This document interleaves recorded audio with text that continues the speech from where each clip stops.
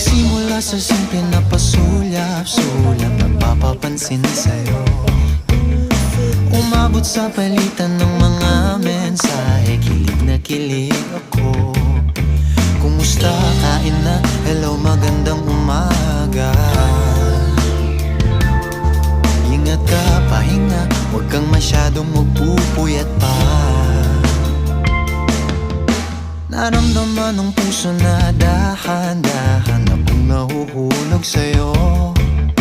Sa kada araw natin na pag-uusap, meron nang